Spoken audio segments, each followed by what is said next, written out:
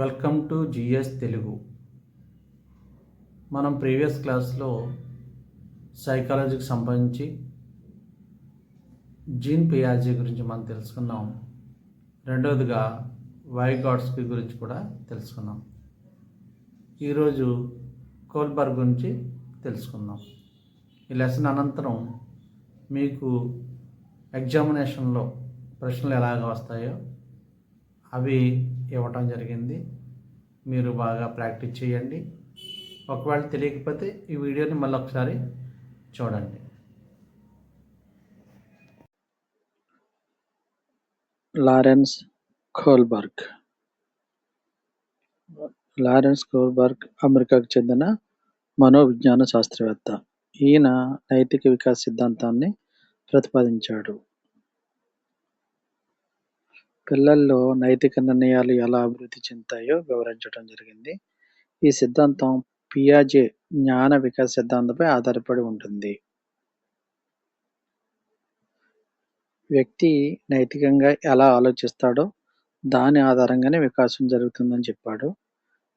ఇందులో సరైనది, తప్పు, మంచి, చెడు గురించి నిర్ణయాలు తీసుకునే సామర్థ్యాన్ని నైతిక వికాసం అంటారు. కోల్బర్గ్ 3 స్థాయిలను సూచించడం జరిగింది. పూర్వ సంప్రదాయ స్థాయి, సంప్రదాయ స్థాయి, అనంతర సంప్రదాయ స్థాయి. అంటే pre convention level and post convention level అని 3 లెవెల్స్ ఇక్కడ ఇవ్వడం జరిగింది. ఇందులో పూర్వ సంప్రదాయ స్థాయి మనం చూసినట్లయితే ఒబీడియన్స్ అండ్ పనిష్మెంట్ ఓరియంటేషన్, అంటే శిక్షకు భయపడి నియమాలు పాటించడం. రెండవది శిక్ష పడకూడదనే ఆలోచన. ఉదాహరణకి టీచర్ కొడతారని భయం ఉందనుకోండి, హోంవర్క్ చేస్తూ ఉంటాడు పిల్లవాడు. అందువల్ల ఇక్కడ ప్రీ కన్వెన్షన్ లెవెల్లో ఒబీడియన్స్ అండ్ పనిష్మెంట్ ఓరియంటేషన్గా ఉంటుంది. స్టేజ్ 2లో ఇన్స్ట్రుమెంటల్ పర్పస్ ఓరియంటేషన్, అంటే స్వలాభం కోసం పనిచేయడం. అంటే నాకు ఏం లాభం ఈ పని చేస్తే అనే ఆలోచన పిల్లల్లో ఉంటుంది. ఉదాహరణకి చాక్లెట్ ఇస్తేనే పని చేస్తాను అంటాం, చాక్లెట్ ఇస్తే పని చేయటం. రెండవది సాంప్రదాయ స్థాయి, కన్వెన్షనల్ లెవెల్. దీన్ని స్టేజ్ 3 అంటాం. ఇక్కడ good boy, good girl orientation ఇక్కడ ఉంటుంది. అంటే ఇతరుల ప్రశంసలు పొందటానికి మంచి పనులు చేయటం. ఉదాహరణ, అందరూ మంచి పిల్లవాడు అనుకోవాలని సహాయం చేస్తూ ఉంటాడు. Stage 4 law and order orientation, అంటే చట్టాలని, నియమాలను గౌరవించడం, సమాజ క్రమాన్ని పాటించడం జరుగుతుంది. అంటే ఉదాహరణకి ట్రాఫిక్ నియమాలు పాటించడం జరుగుతూ ఉంది. 3 అనంతర సాంప్రదాయ స్థాయి.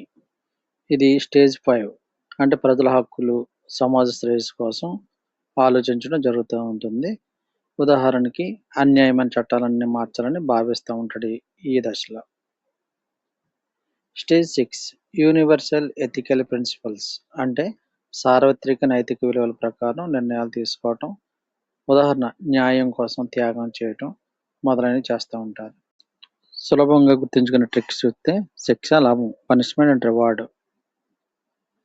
లెవెల్ 2 కన్వెన్షనల్, అంటే మంచి పిల్లవాడు, నియమాలు, good boy, law and order అనేది కూడా ఇందులో ఉంటుంది.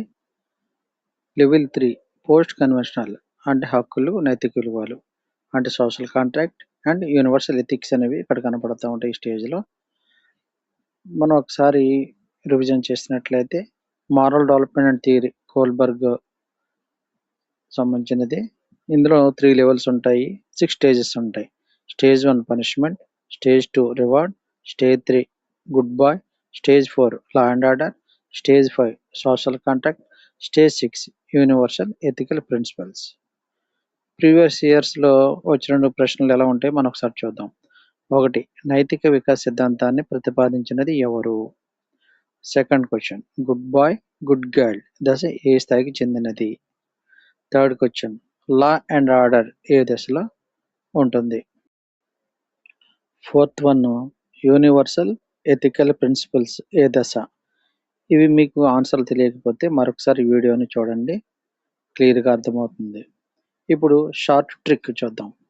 ఫస్ట్ది శిక్ష, లాభం, మంచి పిల్లవాడు, చట్టం, హక్కులు, నైతిక విలువలు. ఈ క్రమాన్ని గుర్తుపెట్టుకుంటే కోల్బర్గ్ సిద్ధాంతంలోని 6 దశలు సులభంగా మనకు అర్థమవుతాయి. మీకు ఈ వీడియో నచ్చితే లైక్ చేయండి, సబ్స్క్రైబ్ చేయండి, షేర్ చేయండి, కామెంట్ చేయండి, బెల్ పైన నొక్కండి. ఎందుకంటే నేను వీడియో పెట్టిన వెంటనే మీకు నోటిఫికేషన్ వస్తుంది.